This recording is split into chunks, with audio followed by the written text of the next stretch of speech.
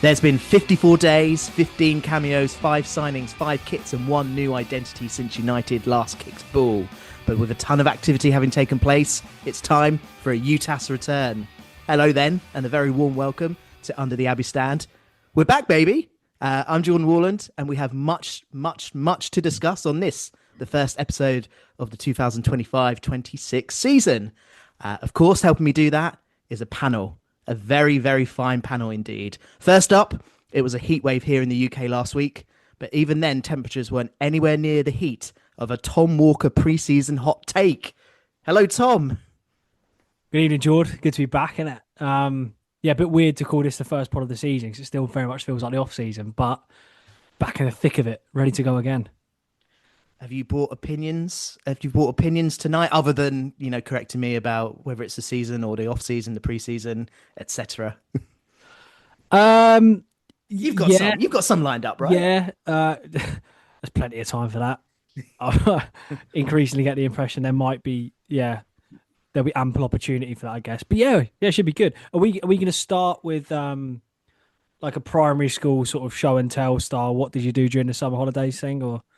Well, on that topic and on the topic of heat, I was just wondering if you're actually wearing your CUFC swim trunks. You wearing them to the pod, which you could show Caspel and I via the video, but those listening won't see. Great content. I'm actually not, like, for the people listening will just have to take my word for that. But you guys very much, well, let's be honest, you're kind of judge and juror for that, I guess. There is the potential for an incredible combo between the swimming trunks and one of the Hawaiian shirts they've released with a new badge all over it. Bucket hat on there. Yeah, bucket hat. Although the bucket hat obviously not quite as colourful and sort of patternful as it was this time last year. And I'll be sorely disappointed if we don't see at least one person rocking that combination on the first day of the season. But yeah, still plenty of time for that, and still, I'm sure, plenty more merch to come. Right then, completing the panel, I've mentioned his name, but it's a man who doesn't need any Brooks running trainers at all because he's so chiseled from all that constant walking around 18-hole golf courses all week. It's none other than Matt Caspel. Hello, mate. Mate, you joke. That's my cardio. That's it. Just walking. But I do a lot. And I spray the ball all over the place as well. So there's quite a lot of like walking long grass, climbing up hills, splashing around in water. So it's a pretty physical sport. Best score this summer? I've got a question for you. I mean, to be honest, not, perhaps on air, on pod, not necessarily the best place for this, but do it. we obviously ribbed you enough about golf over the last couple of years, particularly the way that you've increased your golfage. Bigly. I don't know that's the right word. The ratio of decreasing of parenting to the increase of golf swinging. Which has been masterful, to be fair. The question I've got is, I've got a golf day on Saturday. Is this tomorrow for anyone listening? Now, I would say probably the last time that I played a round of golf was probably 17 or 18 years ago. Okay. Got any tips? It's all in the knees. Swing as hard as you can. Just swing as hard as you can. That definitely helps. Everyone who plays golf will tell you that. The harder you swing, the better it goes, for sure. So just absolutely hammer it, mate, and everything will be fine. Okay. Thanks. Sorry, George. Carry on. I can't wait to hear how you get on, mate. Can't wait to hear how you get on. Yeah, jeez. I mean, the only other question the only other question I had for Casper was best score this summer, but I kind of don't care now. I just care about your score on Friday's or Saturday's golf day, whenever it was. Well, interestingly enough, I did. It wasn't a round of golf. It was one evening at the driving range of this Paris Julian Roberts.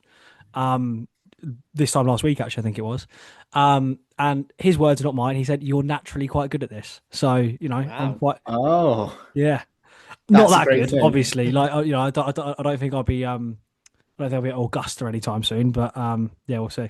That's it, man. This isn't under the Glen Eagles stand, man. Come on, mate. We all know famously, as good as you play at the range, that is 100%. It translates onto the golf course as well.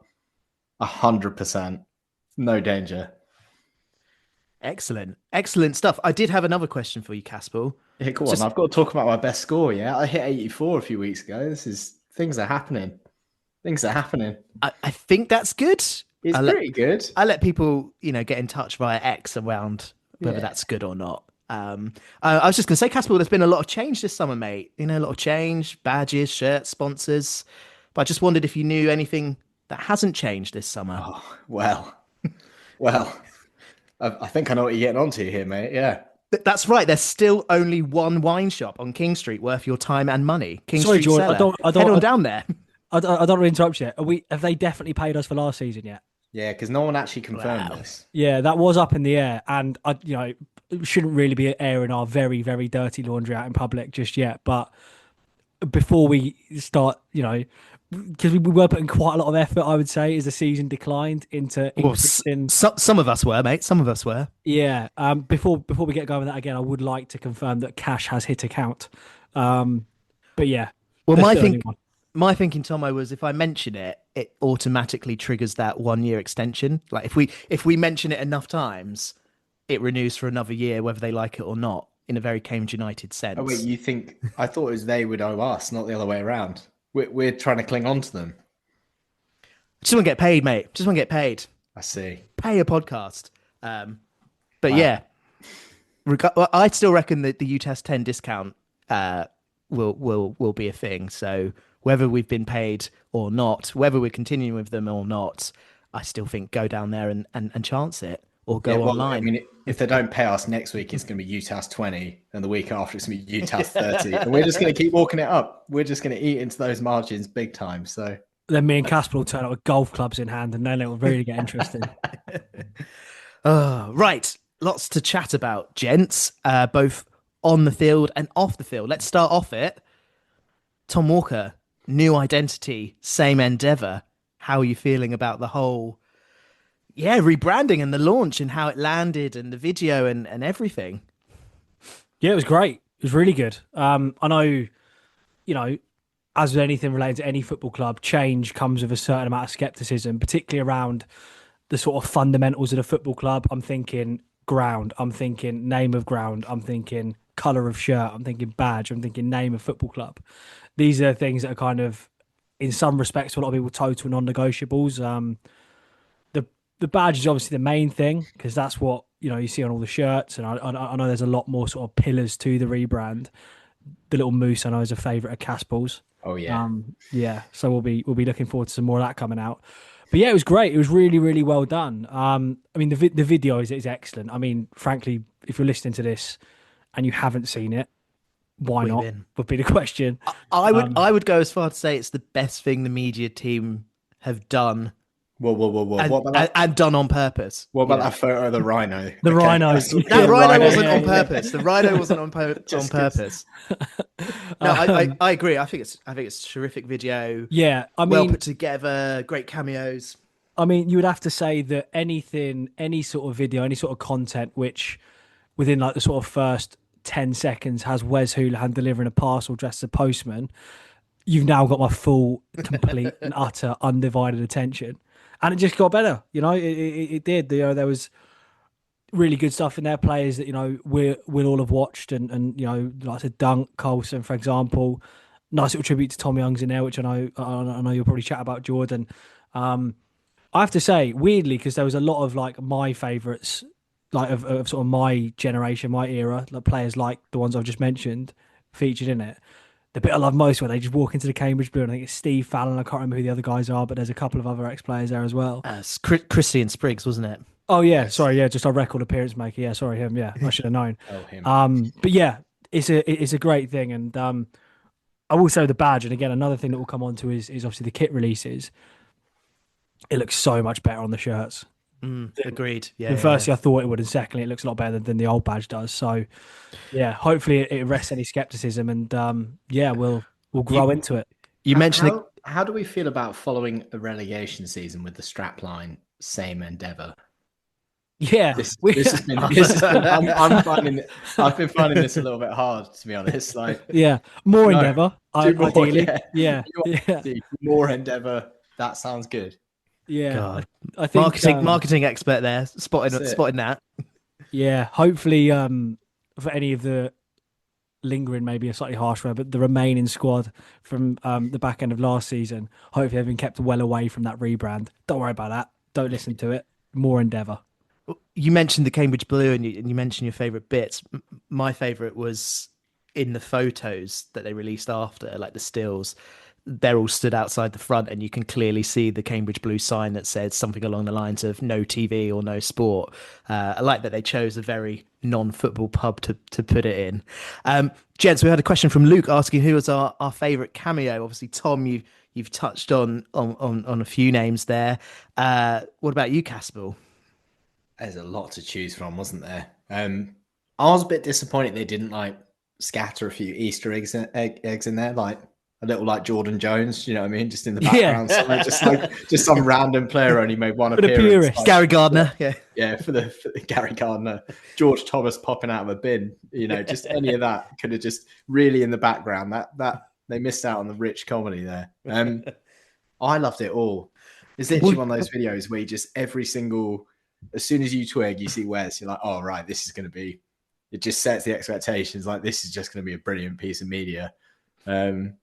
Wes, by the way, looked like he's ready to sign. That guy looks athletic and good fit, nick, and could definitely do another season at this level. That's all I'm saying. And then all those photos of him just like posing next to the house in the shirt. I was like, just put a little headline saying 1 year deal, or That's it. Sign him up. I reckon Wanless was probably my favourite. I wondered if he got done dirty because he's obviously post career not as athletic as your good self, and he's there like doing fish and chips, yeah. Any shouts for Andy Duncan as a vicar? Well, I was gonna push Caspel in front of a bus because I messaged you directly about Andy. George sent me the funniest message after that. He said he was in the church praying for his testimonial. I was like, oh. He should have got that testimonial, mate. Yeah, don't open club did him dirty. Don't open that can of worms, mate. But you didn't recognise him, Caspel. It took me genuinely 5 minutes. I was like, who is this? Who are you? I was just staring at it for ages. And honestly, there was a good 30-second period.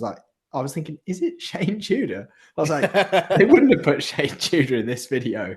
Like, it makes no sense. It took me fucking ages. A bit harsh on Dunks. His missus is a hairdresser, right? That's gone well.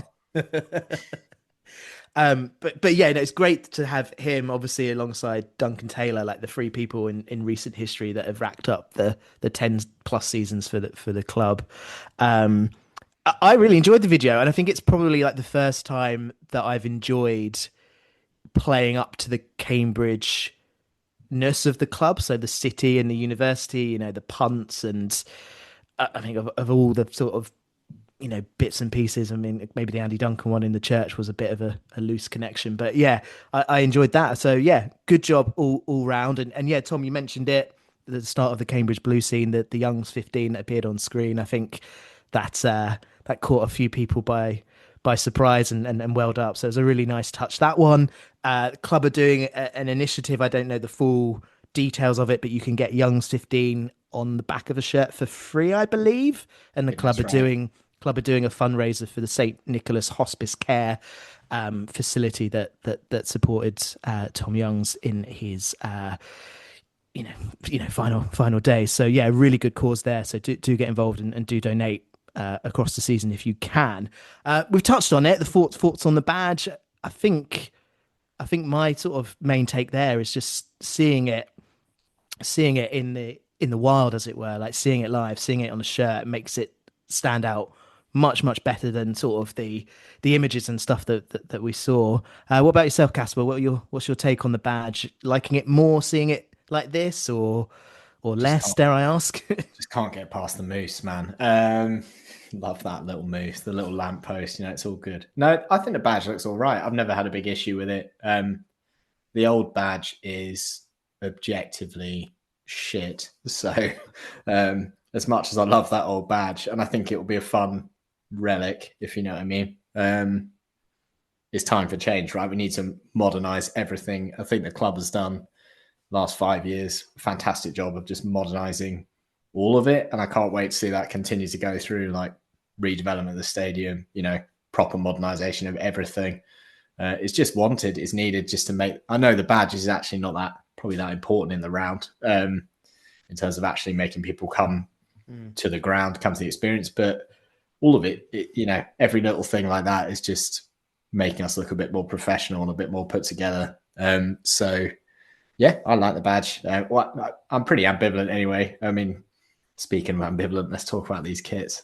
Well, yeah, it's pride and place on the new kits. At the time of speaking, we have a home kit and away kit, 3 new goalkeeper kits, and a teaser of what appears to be a black third kit, but we haven't seen it in full. Tom, you're wearing a black shirt, I believe. Is that a Mick George one, or is that a different club?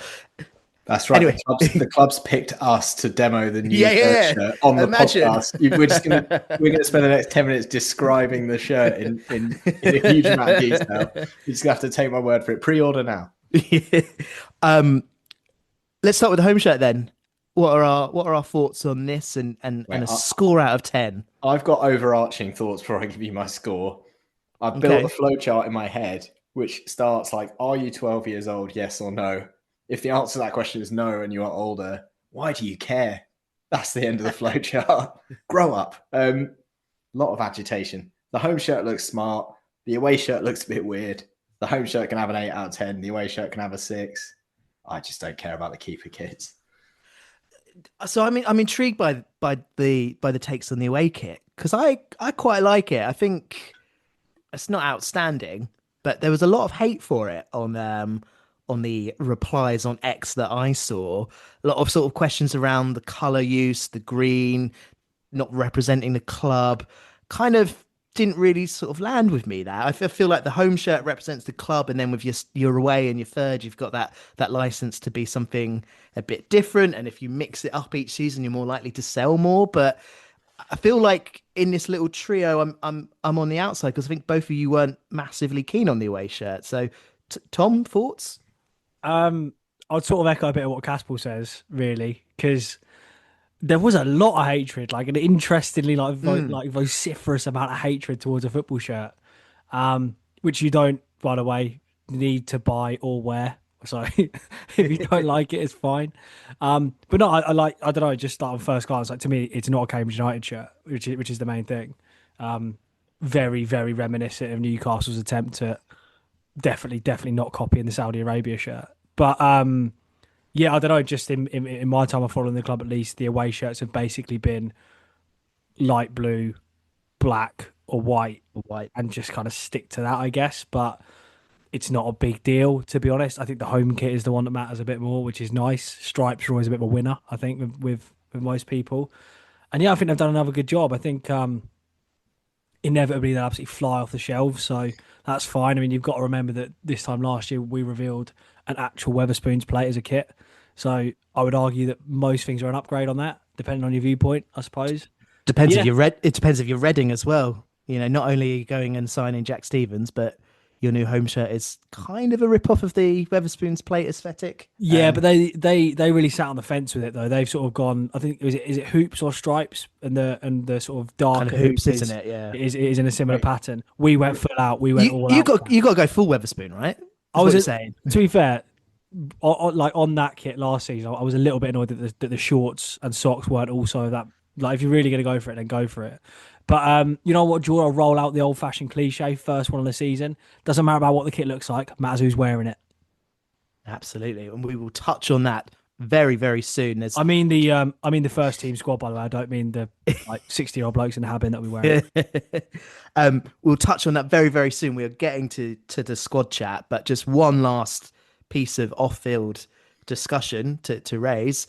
We've mentioned the name Brooks already, but yeah, our new sponsor, Caspel. Talk me through your thoughts on our new front of shirt sponsors. I mean, it's a great sponsor. Obviously a well-known name. I think they probably took the narrative a bit far when they said it was like major global brand. I was thinking I was going to say, you changed your tune. You told me you were underwhelmed. Well, I was underwhelmed because they set us up for like, it's going to be like Elon Musk's X. Yeah, something like that. Tesla, any of the Elon, franchises or whatever. I was expecting big, and it is obviously a really big sponsorship, but why don't you underplay it and then just get it signed, and then people can just react organically, right? Do you know what I mean? And just go, oh, that's a great sponsor. Whereas now it's like set us up for a bit of a fail. I feel like not a fail, but I don't know. I think it's a good sponsor. Obviously got a lot of running enthusiasts in our fan base, haven't we, Tomo? So you can plug it big time, I reckon. Well, that's the next bullet point on the running order here. It just says free trainers for Tom. Just wondering if we push it enough each week, will someone from Brooks here and will someone do some custom Tom Walker trainers? Because I'd be up for them. We got your free lunch from Cladara just for name dropping Cladara a few times. So I think Swindle sorted that out, didn't he? He's schmoozing on X.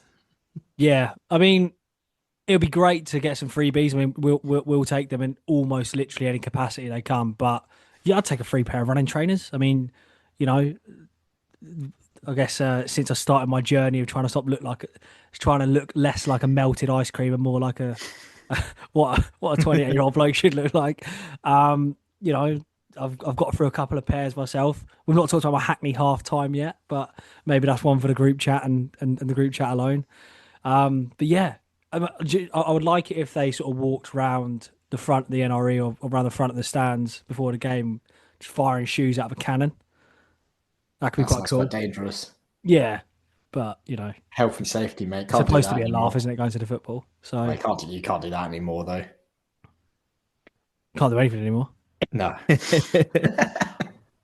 I'm big on the Brooks sponsor. I think it's great. I think it's a proper legit sponsor and very kind of sort of a retro feel to it as well. I feel like it's a very like 80s, 90s name. I think did QPR have it on a shirt in the past? That might be why I'm thinking of that nostalgia. But yeah, I think it's great. And just in general, like the company that Brooks is a part of is massive. So it's a really big coup for the club. Right. That I think is everything off the field. We've decided to skip over the goalkeeper chat because, you know, Caspel and Tom are telling me I'm too old to care about the shirts too much. Let's talk about the squad. Let's talk about the, was it 5-6 ins that we've had so far? Tom, I'm going to start with you on a name that you were quite excited about when it was announced. So are you ready to don ball? Yeah, ready to don ball. That's ready correct. To don ball. Oh, I think you might have just nailed that, George. I think you might have just nailed it. Nice. We'll come back to you for the credit if that does take off. Maybe we'll have to get Newcastle. I can't wait for him to score this season, and you just text me that. Yeah, probably spelt wrong, but yeah, lots of typos and all in capital. As long as he doesn't score within about 15 minutes of the end of at the start of the second half. The answer is very much no. I'm not ready to don ball. I'm in the bar. Yeah. That's it. What's the brand? What's the brand sort of tagline? Was it? Oh. Something's same endeavour. This is just like same shit, different day, isn't it? Yeah. Joe Ironside, King Street Cellar, and all the other stuff that comes. I didn't mention Ironside, mate. You're walking the plank yourself. I knew. What's the Ironside story? That's for another time. We might have new listeners. We can have a brand new set of people. Well, if we've got new listeners, I'll advise that they go back to about March 2022 when the revelation was made on air. But anyway, yeah, Don Ball, really happy with that. I think it's a really, really good signing.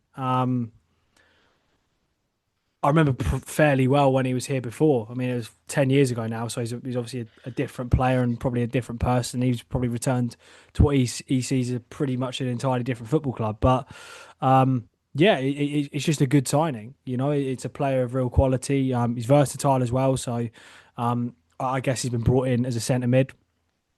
Yeah, you'd think so, right? I think we've talked in almost every summer, probably since the Great Escape year, about needing to do something different in that centre mid area and almost like totally revamp it.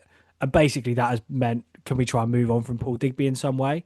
And this is obviously how we've tried to do it. And I think it's a really good start. You know, obviously made a decent number of appearances for Leyton Orient. I mean, let's not pretend he was a total mainstay in the team and like an absolute linchpin in that team, but he still made a good amount of appearances for a team that finished in the playoffs in League One.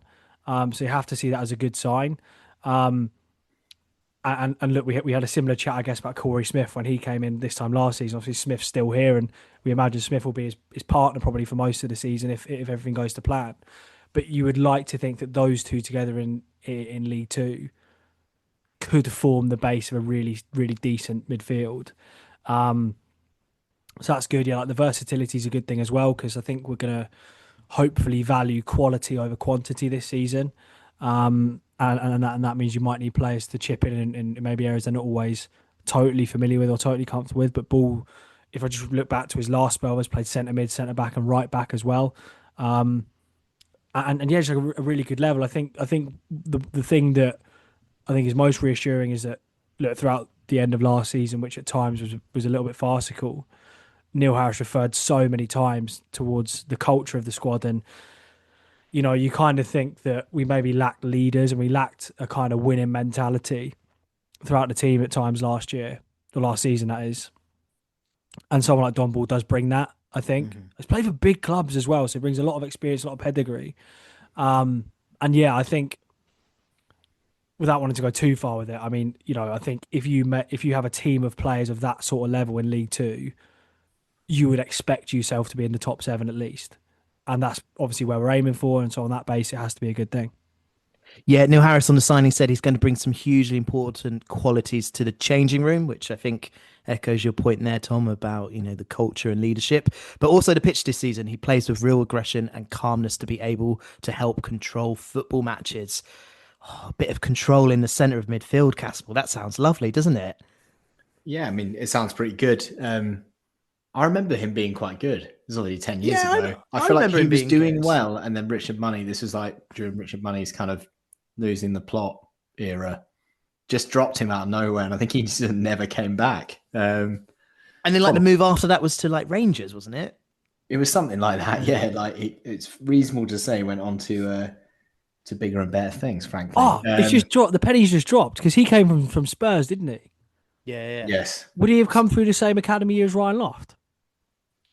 Shut up. Oh my God. They're different ages, aren't they? Don Ball's a couple of years older. George, don't kill my vibe. We know. No, it happened. But there's not much in it. It definitely happened. They must know each other. Sorry, Casper, you were talking. Yeah, Harry Kane was probably light bulb moment. Harry Kane was probably knocking around as well, to be honest. Yeah, we're not bothered about him. Don't worry about that. No, don't worry about that. All right. No, I mean, Don Ball, yeah, looks good. Agree with pretty much everything Tomo said. I think looking at his Wikipedia, we're probably one of the smallest. Us and Orient are the smallest clubs he's played for. I think good to have a bit of height in there. He's like 6 foot tall as well, so a bit of physicality. Hopefully we'll control stuff well if we get aggression and calmness combined. That sounds like a good thing, basically. So, yeah, no, really, to be honest, overall with all our business, I know we're going to cover them all one by one, but I'm pretty happy with where we are for the time of year. Feels like quite a few seasons since we've got our shit together this early, this well. And that feels quite reassuring.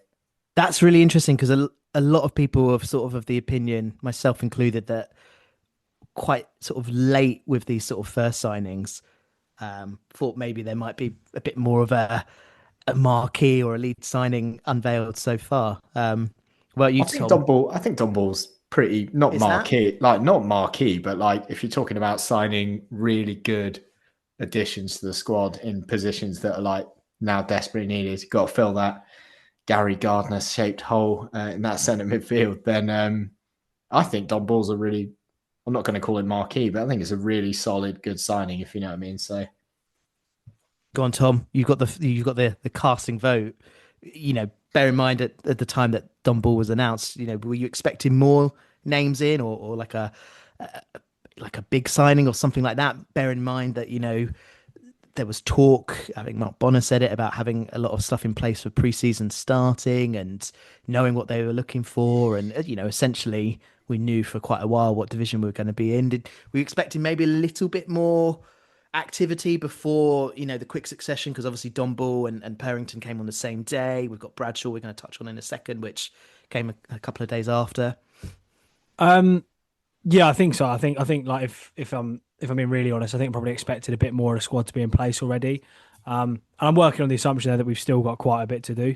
I think I don't know, I would expect, or I would like at least 5 or 6 more to come through. And pre-season started on Tuesday, I think, was it? Yeah. And I sort of thought you would like the bulk of that in place by the time that starts. And look, that's idealistic, and you have to balance that with, I guess, the reality that it's probably quite hard to sign good footballers.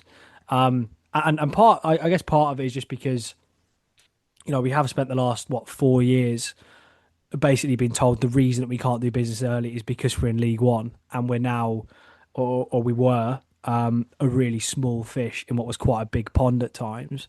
And then you drop down a division and, with respect, you're competing against clubs who are just smaller than us and are smaller clubs and can pay less money. And you think, well, this should be a lot easier. The whole process of signing players that you actually want should become a much more straightforward thing. But I guess it's just not as easy as that in practice. But the whole narrative just shifts, doesn't it, really? Because, you make 2 signings on the same day and then another one in quick succession, and who knows, probably maybe 2 or 3 more through the door over the next week or two, and all of a sudden you kind of start to forget about that. So yeah, I guess what I'm saying is I would have liked maybe more of the squad in place, but I think these signings definitely, if they're going to be at this sort of level on paper at least, we'll obviously see how it plays out when the season starts, but on paper at least, I think it's a good thing. And I guess the other part of it is as well that in the 2 really successful seasons that I've seen since I've been going, and obviously I'm talking about conference promotion winning season, League Two promotion winning season, feels like a lot of it was in place quite early. So it feels like that's the blueprint, right? You try and get the important parts of your team sorted. I suppose if you're kind of looking for an argument against that, you'd maybe say that clean sheets platform to build on famously, we have got a large part of the sort of back 6 or 7 of the team sorted already. Goalkeeper to come in, of course, first choice goalkeeper that is.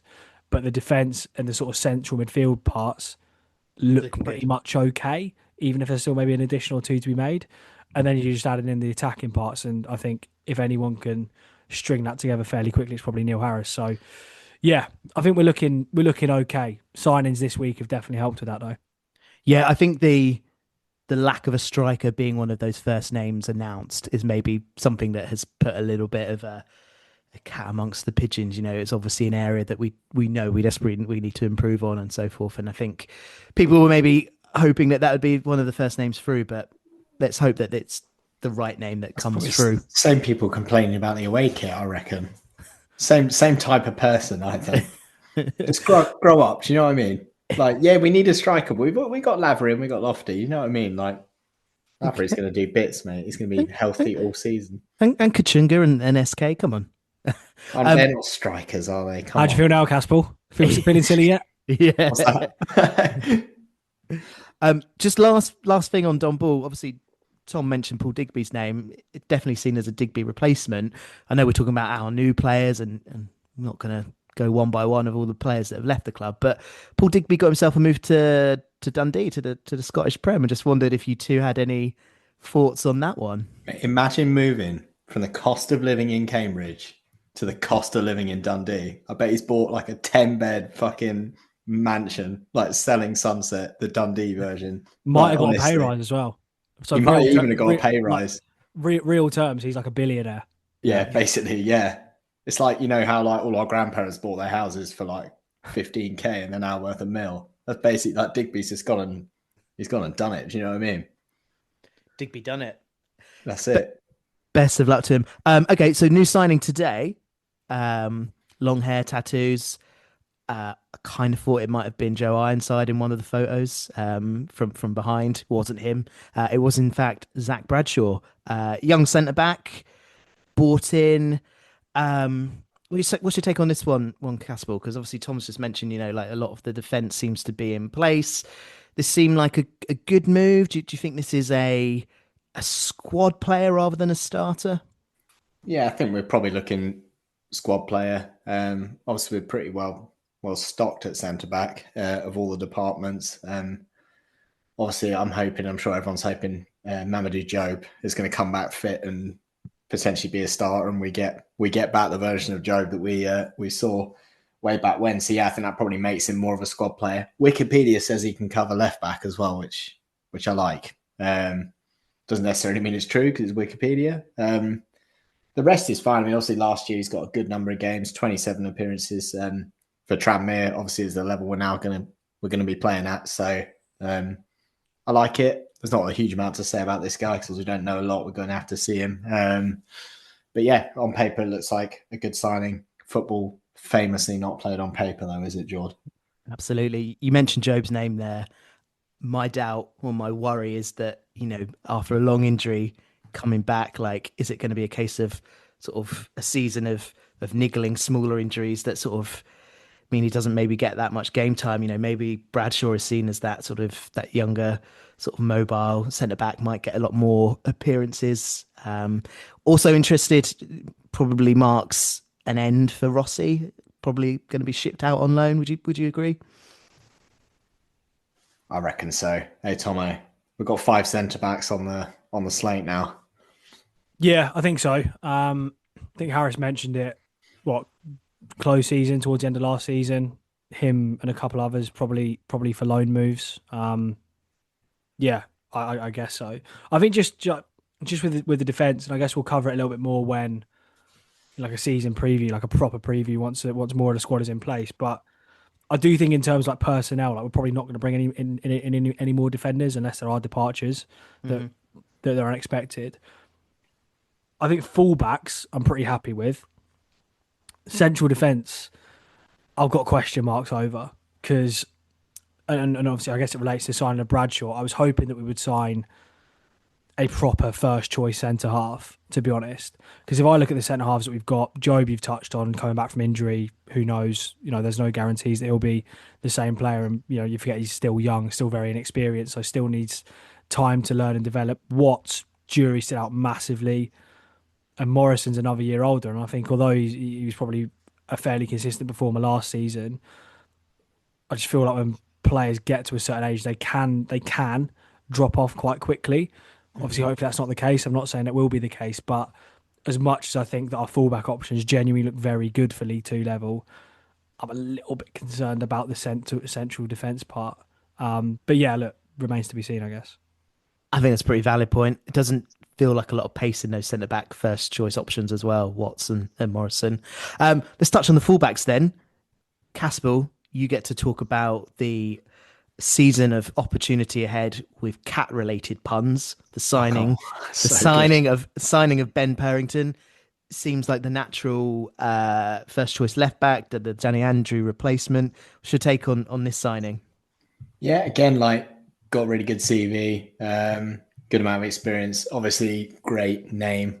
Just going to lend itself to a lot, I think, over the course of the season. It's going to be perfect. There you go. What a start.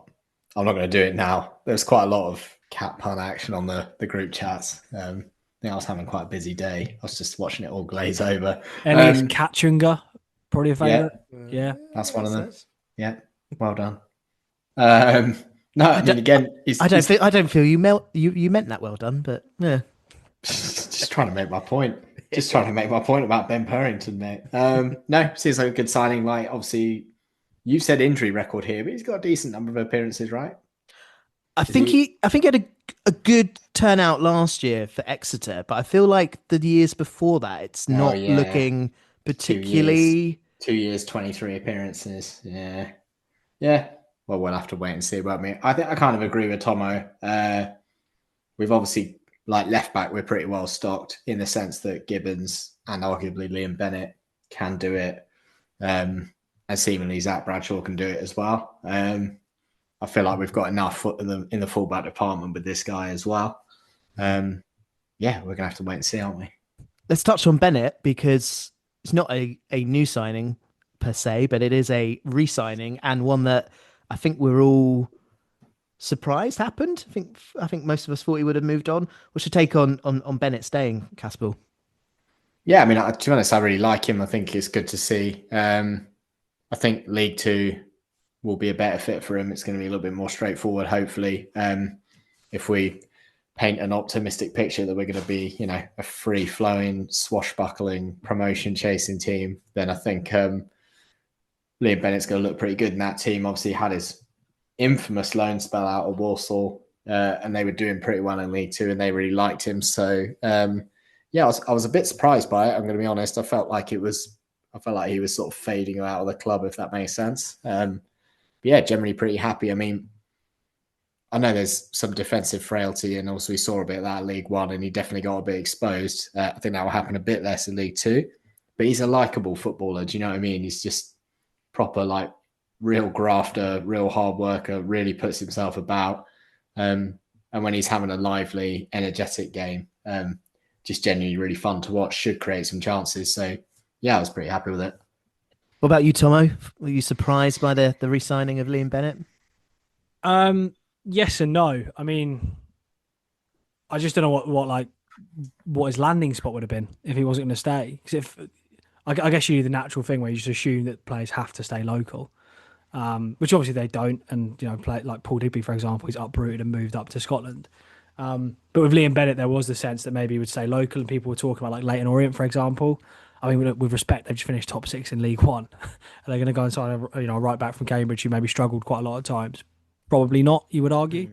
So I think there were limited realistic landing spots for him, which meant that staying was probably always a realistic option. And yeah, I think the point that Castle makes is really valid. Like, there probably would have been a bit of League One interest, I guess, because he's shown really good potential. But I think for Liam Bennett, a year of looking really good in League Two is probably a good thing to really kickstart things again. You would assume he's not going to be coming up against quite as many very, very good wingers as he did in League One. Like, pretty much week on week, like, you're playing a winger who's like either got the potential to get up to the top level or has played in it at some point. That's not going to happen as regularly, clearly, and it should hopefully allow his strength, which is getting forward and making things happen, to come out a little bit more. So yeah, I'm pretty happy he's stayed. And I think if we have many positions across the rest of the team which look as well stocked as right back, I think we're going to have a pretty decent team going into the season, because I think Gibbons and Bennett as your options at right back is pretty decent for this level, really. I think either of them would start for most clubs in the league. And that's a really good sign. So we've talked about Ben Purrington. We've talked about Liam Bennett. Got two more Bens. First up, Ben Knight. Tom, if the wages are right on this one, this feels like it could be a really good piece of business from the club. And what I mean by that is if it's sort of a lower wage offer to compensate for the fact that he might not play that much, it seems like a good risk, like a I don't know, is that the right term? Like a good risk? Like, it's a bit of a chance playing him because of his injury record, but has a great pedigree. Obviously, signed by Man City at a young age, quite a lot of money, I believe, from Ipswich. Yeah, talk me through our first summer signing, Ben Knight. Yeah, I think a good risk is probably a good way of putting it, really. Risk actually, I guess perhaps is the wrong word, because it feels like one which is largely risk free. You bring in a player who's local, obviously knows the club pretty well, I guess, because of that. And obviously has pedigree. Like, he was given his professional debut by Pep Guardiola. That has to be quite a good sign, I think.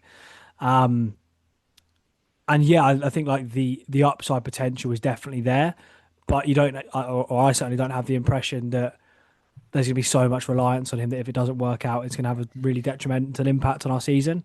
So yeah, I think it's a pretty good thing. Signing on potential. I mean, how many times throughout last season did people ask for that to be the strategy? Mm-hmm. This is it. Like, this is it down to a T. So yeah, pretty happy with it, I guess. And I know he was training with the club for a long part of last season. Does beg the question why he couldn't have been signed last season, because I think he was a free agent. And if we really rated him that much, could he have come in and helped? I don't know if that's been asked or answered or explained anywhere. Maybe it has and I've just missed it. But that would be maybe my only scepticism, is if it wasn't considered a viable enough option for last season, why is he now all of a sudden? But yeah, look, career's obviously not really got kick-started yet. A few appearances here and there.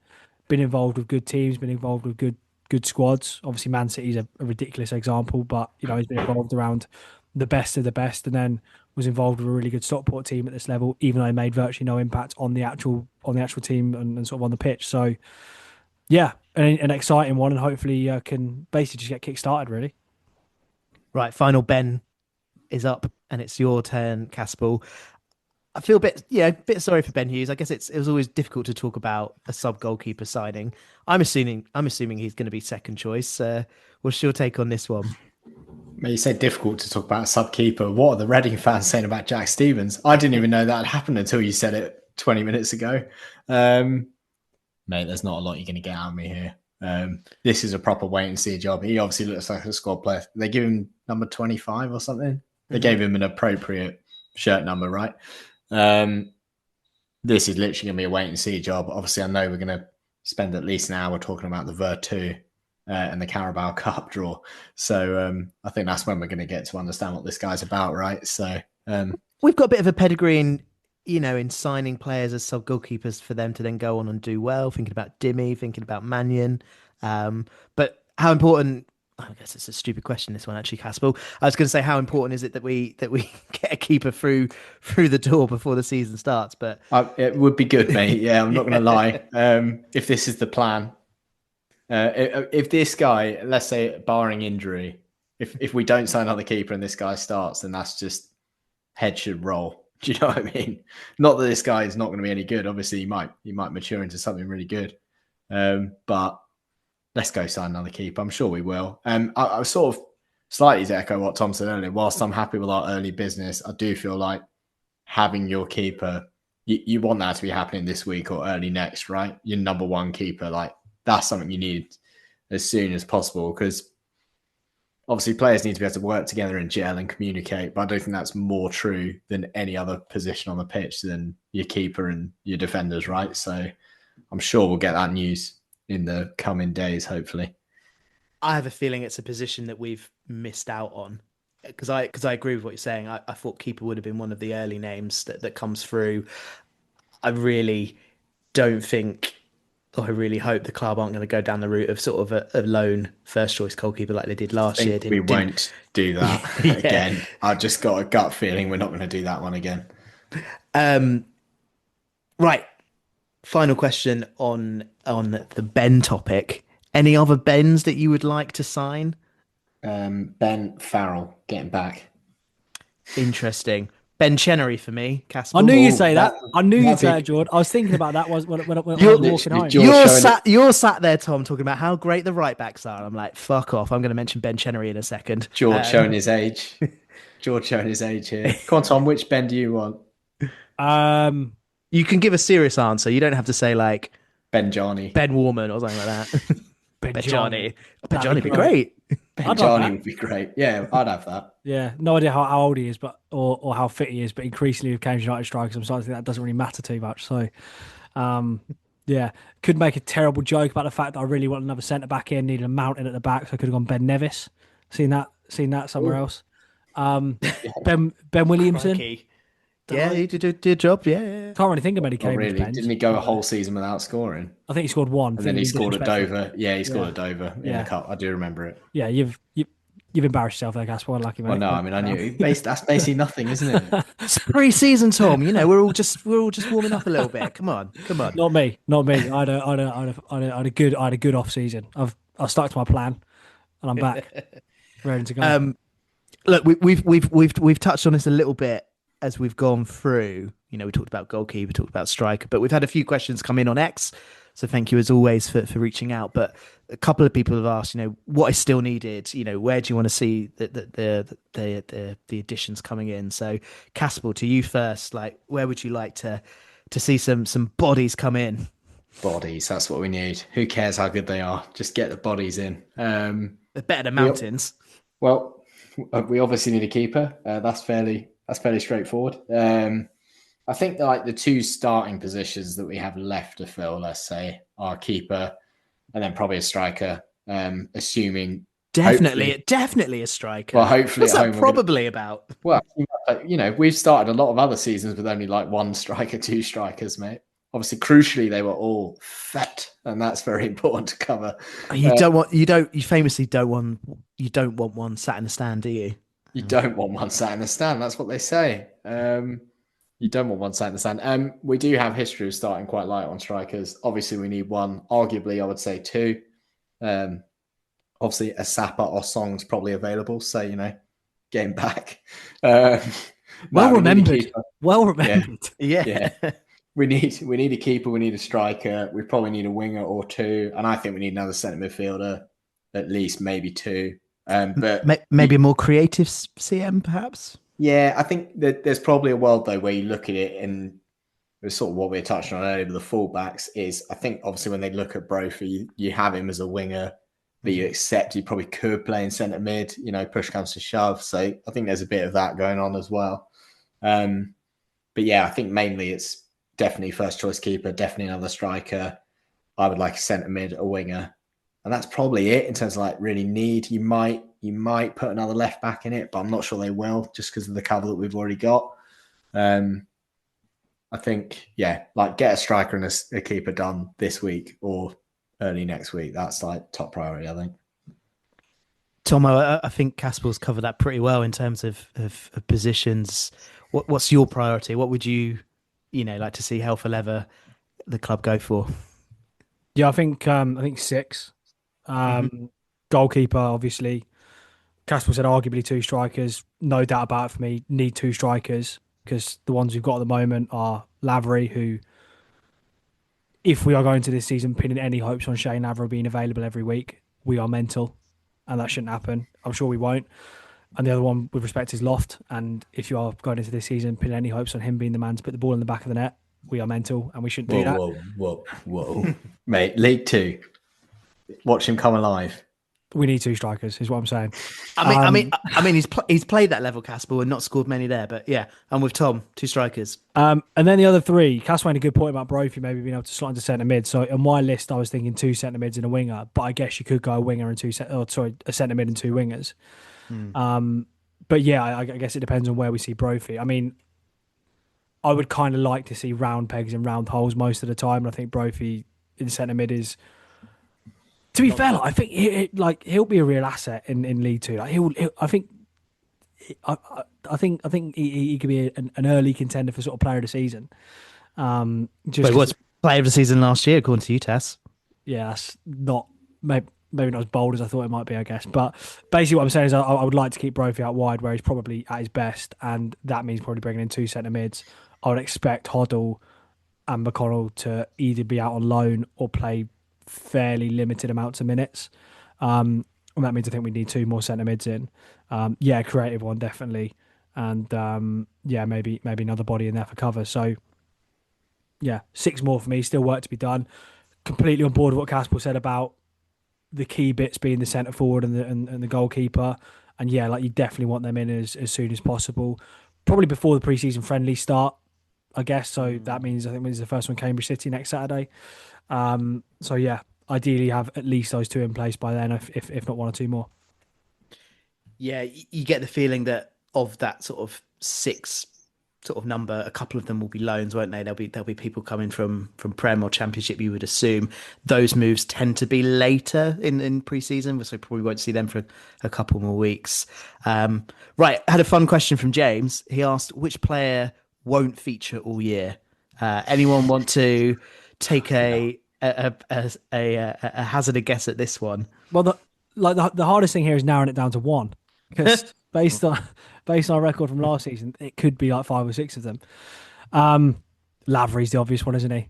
Oh, don't let that be a thing. I was going to say, I hadn't thought about Lavery as an answer. What happens here is he starts like a house on fire. And then top of the league at the August bank holiday, he's bagged like 5 in 5 or something. Then his hamstring just explodes. Yeah, but like that's one way you just sort of you think it, but you don't really want to say it out loud. That's probably one. Yeah, like it will obviously be the really good goalkeeper that we sign between now and whenever the season starts. That's who it will be.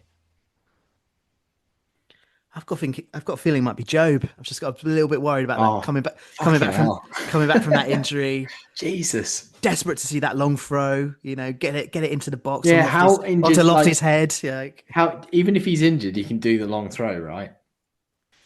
Surely you can't sub him on just for that each time. It's not NFL with the special plays like lacrosse or something. What is it? Yeah, just that would be an absolutely remarkable decision from Neil Harris if he decided to bring on an injured Mamadou Job just purely for the fact he might be able to throw a ball a bit far.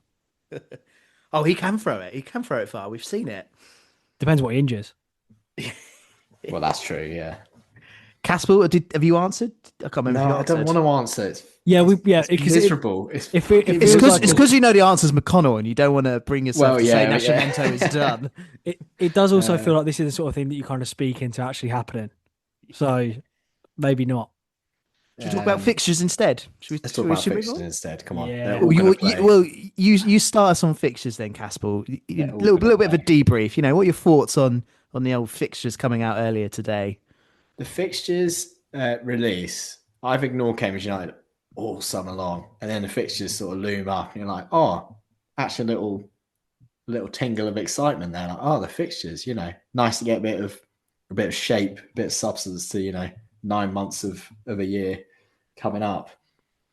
And I was looking through them all, and I was like, fucking hell, this is depressing, isn't it? Like, nothing stands out. There's literally nothing to look forward to. Nothing. Notts County away. This is suddenly it. gone so dark, so bleak. I think the best thing about the fixture list is that it does feature undoubtedly the worst fixture of all time, which has to be Gillingham away on Boxing Day. I was going to ask you about this. Absolutely brutal. Who That needs is a bad. roof? That is bad. But you're saying that like a trip to Barrow in November, that's gonna be pretty bleak. You were saying before we started recording that's when you were looking out Oh, I love for. it. What much Yeah, you yeah, the rest so- of them? So we had that question from a different James. They asked, what was the first fixture you looked for? And my initial thought was, I didn't really look for any. Then I was like, Cardiff- actually, no. Cardiff away. Yeah, then- Cardiff then- away. Oh, Then I wait. was like, no, that's a lie. I looked for Harrogate away. I think I'm gonna, do a lovely little weekend away in Harrogate and get all nostalgic for that mental fixture last time. The club, PTSD, mate. last time the I'm gonna club walk were there, we obviously weren't there, but through- I'm gonna walk through the turnstile and just collapse at Harrogate into like a cold sweat, just remembering Greg Taylor trying to head that ball back from 40 yards out. I'm gonna look at one goal and be like, if Dimi Mittov's not stood next to it in the stands, sort of cursing about what's going on, it's not worth it. We should do just before that game, we should definitely do some sort of like rewatch of the game, like live sort of, not live, the opposite of live, but us like our reactions to that game happening. My live reaction to that game happening was like that have made great content. Didn't you? No. Didn't you literally unhinge one of the doors in your house? No, not quite, but nearly. What was the game that you looked forward to, Casper? Did you answer? Was it actually Barrow away? Barrow away. I mean, it's fun. It's a proper fun away day. Beautiful scenery. The last hour of the train journey is lovely up that way. Barnet away. I was looking for Barnet away to be Barnet away is maybe is a always fun. nice either August Yeah, or Notts like an County April. away. Notts County away is always big. That's always good. Hooters is still alive as well, based on England playing in Nottingham the other week. So, there's some stuff to look forward to. I think. I mean, Tom was talking about at the start as well. Crew away on the last day. You're hoping that's sizable in some way. Obviously, You're rubbing your hands together for that one, and you're thinking, "Come on now, promotion party." That's the plan. That's the ambition. Well, we've had a question from Callum. He asked, "What game will we be confirmed champions?" So before Crew or on the day? That is not going to happen. Cambridge City away, first pre-season game when we finally got our goalkeeper and striker in. Interestingly, just on that, I did see, and again, because we don't like so much doing our own research as stealing other people's, I did see a great tweet from Matt Ramsey, a great post on X from Matt Ramsey.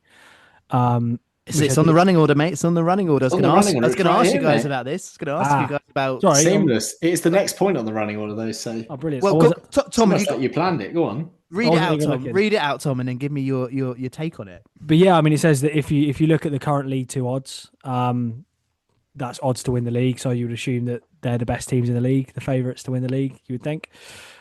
We only have a home game against one of those top 10 fancy teams in the first half of the season. That's Chesterfield. So if we can be basically good at home in the first half of the season, then we should be in a pretty good, situation to kind of attack the rest of the season, I guess. Casper's shaking his head. So that's a You're good literally Chesterfield's like also people who've never ever watched Cambridge United season ever in their lives. Because all I saw when I saw that, I was like, oh, I can't wait to be 12th at the turn of the year and then start bricking these home games on the stretch and drop down to like 17th in League Two. Neil Harris doesn't like losing at home. He did say that. He did say that. And obviously that Chesterfield game isn't until December, Tom. So yeah, I'm going to stoke that stoke that fire by saying, yeah, I like it. On the Champions chat, Don Ball has finished as a runner-up in the Championship and League One. So all he's got left is League Two to complete the set. So we got to finish second, basically. Well, if we get promoted from this division, it's always by finishing second, right? The two times I've seen us come out of this division on the upward direction was second both times. So Yeah. it's a sign. It's a sign, mate. Has to be. Elsewhere on the fixtures, then go get your energy drink. The Carabao draw was done. Pretty stinky this one. Bristol Rovers away. Caspel. That's not inspiring. Won't go. Probably won't pay any attention to it. Hopefully it's not like last year where one half of the first Carabao Cup game is the best we're going to play. Otherwise, firstly, we'll miss out. And secondly, that is not good news. I was dreaming. Last time you see Lavery. I was absolutely dreaming of QPR at home again because that'll go down in the memory. It's a binging draw though. It really is. I mean, fair credit to anyone who is going to make the trip to Bristol, not once but twice in the same month.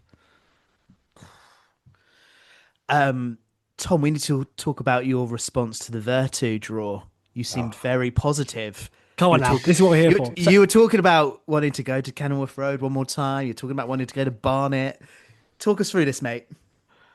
This is the stuff that matters. Go to the Amex, that'd be good. Yeah, it's Brighton's under-21s that really put the cherry on the cake, I think, for me.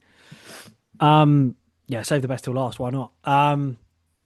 Obviously I said it tongue in cheek, but there will. Did you? If the fixture against Luton is at Kenilworth Road, there will be more than a sizable part of me that might just want to sneak in there one last time because it's a great ground that we've had some great memories of and some great games against them. So. Yeah, but inevitably, by the time it swings round, you'll just be thinking, just play the 10-year-olds. Terrific. That's everything. We've covered it all, lads, in just over an hour. All the summer business just dealt with. All the kits, all the bends, all the questionable fixture decisions from Tom. It's been a good catch-up, guys. It's made June a little bit more special. We will be back throughout pre-season. Probably not that often. It's going to be a little while in it. Yeah, couple of weeks. We'll probably do another catch up after we've signed that. That marquee striker, possibly called Benjani. We'll also be back with our notorious pre-season predictions, which will be the week before the season kicks off. So we'll be back a couple of times over the course of the remainder of pre-season. Just not going to promise when. You'll just have to subscribe and keep an eye on where you get your podcast from to see us. Until then, I'll be in the King Street Cellar. Caspel, thank you, mate. That's right. I'll be on the golf course probably and/or driving range, Tom, you're going to go from one to the other, I assume? Yeah, big time. You know me too well by now. Brilliant. Thanks for listening, everyone.